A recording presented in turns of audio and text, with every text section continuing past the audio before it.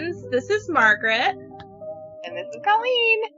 And we are the Cousins Weird. And we are remote today because one of my family members has COVID. So my two little kids are too young for the vaccine, so they have to quarantine. So I am stuck at home with my two kids. The two little kids, anyway. Yeah. And even though we've all been tested and we're all negative, but they still have to quarantine. So, it is what it is. It's the life we live now, so. It sure is. Yeah, I'm in the pod. I'm down in the pod. Margaret's at her house in her cozy bed. I don't know how cozy it is. I'm dealing with a cat who's like nursing off the blanket and being weird and purring. He keeps distracting me with his neediness. So we have a new little kitten. He's been here about 2 weeks. And he's not tiny, but he's not big either, if that makes sense. He's like a tween in kitten size, and he's keeping me company, licking me. Getting licked by a cat is not the most fun thing. They have a sandpaper tongue. Anyway, I got to see, speaking of licking, I got to see my doggies today for the first time in 3 weeks, and because I've been staying after recovering from surgery, the parents, because it's way easier to rest here than there. My dog Bentley is not huge. He's a mid-sized dog, but he is strong, and he loves me a lot, and he could knock me over, and I can't have any kind of trauma to my neck or a lot of fast movement or anything. So anyway, I went home today to see him, and I haven't seen him in 3 weeks. So Richard had his harness on him, he was holding him, and calmed it down, but he licked me, I swear to God, for 40 minutes. He would not stop licking me. He just like, and that's what he does, he just that's how he shows his affection or whatever. He's a big cuddler. So he cuddled me while I was there. And tomorrow I get to go back home. I think I'm at a point in my recovery where I can safely be home. I know I'll be tired, and I know I'll be sore. It's going to be different. And I want to go back to work next week to have some normalcy back in my life. So I'm sure it'll be tiring and stuff, but I'm ready for some normalness. Yeah. Well, today we are going back to that time between the Dark Ages and the Renaissance in like the mid 1400s. This episode is not for children because we are talking about Vlad the Impaler, or Vlad Dracula himself, and he was pretty awful and he did terrible things to people. So don't let your kids listen to this episode unless you're okay with them hearing about horrible impalements and other horrible things he liked to do to people. I have 2 whole pages of the ways this man liked to torture people. So, and if our last episode, if you listened to it, we talked about how much we were in love with Gary Oldman as Dracula. Yeah, the real Dracula. Bram Stoker's version. Yeah, we'll put up a portrait painted of him. He was really not attractive. He was not Gary Oldman. No, he was a horrible, evil man. So, except, they still talk about him fondly in Romania. Like he was a big folk, like a national hero. Oh, yeah, because of what he did for Romania. He was for Romania, he was for himself. Right. But, anyway, they called this time in history, it was like kind of a transition years between the Dark Ages and the Renaissance. So like they're kind of coming out of the dark time and they're coming into the Gilded Age of the Renaissance. And it was still pretty dark in this area of the world. We're talking about right now we will call this area Romania, but back then it was 3 distinct territories of Wallachia, Transylvania, and Moldavia. And Vlad's from Wallachia, not Transylvania, though he did live in Transylvania on and off. But he was born, his father is Vlad II, and they are from Wallachia in current day Romania. His father was inducted into the Knightly Order of the Dragon, which gave him the surname Dracul, which so fancy. Dragon, yes. Dracul means dragon. But like in modern Romanian, that word Dracul actually means devil. So the word Draculae literally means son of the dragon or the little dragon. So that's why he has that name Dracula. We call him, and then their like tongue it would be Draculae, but we'll say Dracula because we know him as Dracula. Yep. And the role of this order that his father was in was to protect Eastern Europe, the Christians, from the Ottoman invaders. And they were called the Turks, or they were Islamic for the most part. It was established in 1408 by the then King of Hungary, Sigismund, and he would eventually become the Holy Roman Emperor from about 1433 to his death in 1437. And Vlad III, Dracula, he was raised with his younger brother, Radu, in Sighisoara, which is a little town in Transylvania.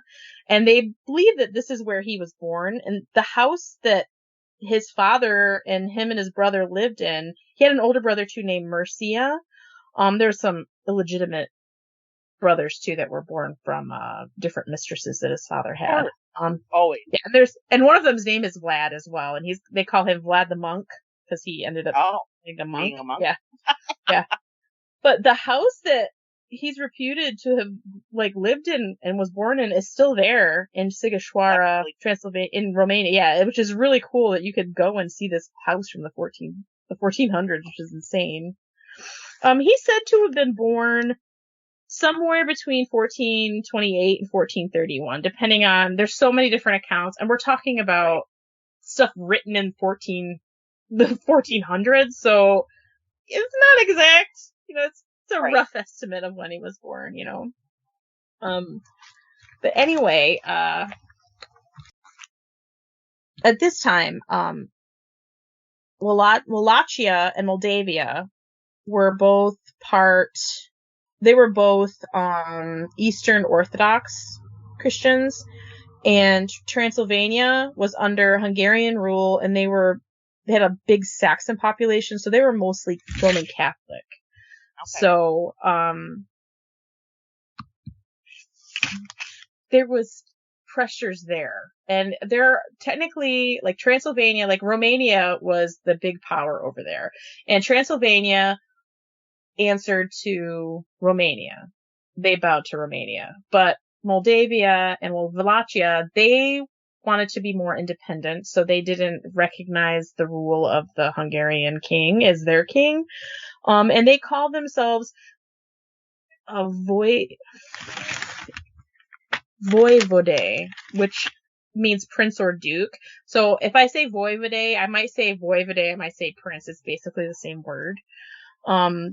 But there was a lot of civil unrest at the time between these three territories, and they were constantly warring with each other. And a lot of it came from Hungary, telling Transylvania, you need to go here and you need to take this city, or we want this, we want trade from them, we want money from them, we want whatever from them. So they were constantly warring with each other, and the Hungarians wanted somebody ruling Wallachia that they could control. So if the current prince wasn't doing what they wanted, then they would have somebody overthrow him. And at the time, the nobles, and I know they were in Wallachia, they referred to them as boyars,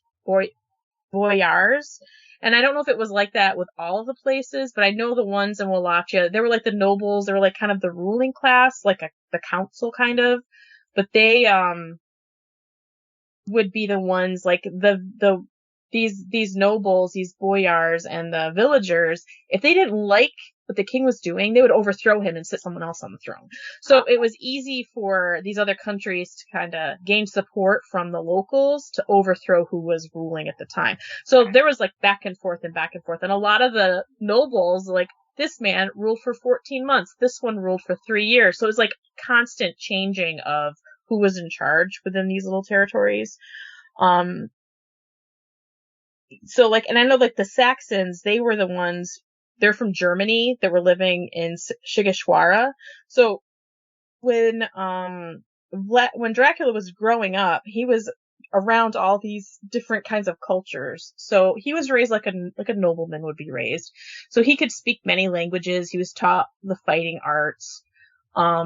He was taught diplomacy, how to deal with people. But I mean, they ended up moving from there because of the tensions from the civil unrest that were going on, and his father wanted to become the ruler. He was the true ruler of Wallachia, even though he wasn't sitting on the throne at the time. The capital of Wallachia was Targoviste, and Vlad II ruled as the prince there from 1436 to 1442.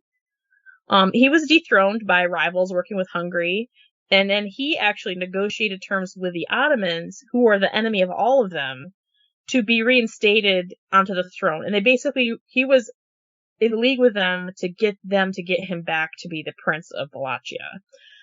So he goes and he says he has to pay tribute, and he's supposed to send like sons and young men to them, to the court, and he wasn't doing that, and he wasn't allowing them safe passage, so he was kind of playing both lines. Like, he's like, I'm going to use you to get back on the throne, but I'm not really going to do any of that.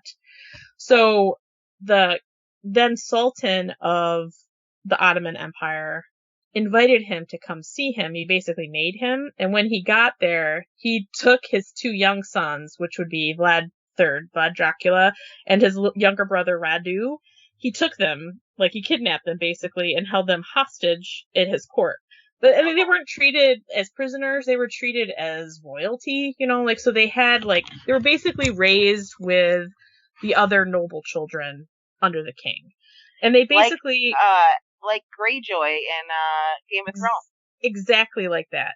And I mean, the Sultan was smart in that, because he doesn't really have the heir, because he didn't bring his oldest son with him. He left his oldest son behind to rule in his place, to make sure everything stayed where it was. He just brought his two younger sons with him. But he's like, I'm going to raise these children to my way of thinking. I'm going to make them Muslim, and I'm going to make them be friendly to me, so that way I can install them on the throne, because they have a right to the throne, but then they'll be loyal to me and not to Hungary. Right. So I mean, he was smart in that.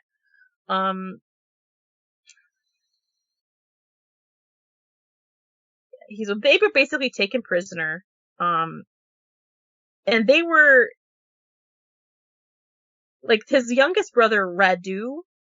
When Vlad eventually left the Ottoman seat of power, Radu stayed behind, and he converted to Islam, and he entered the Ottoman service. So he was working with the Sultan as one of his favored members of his court.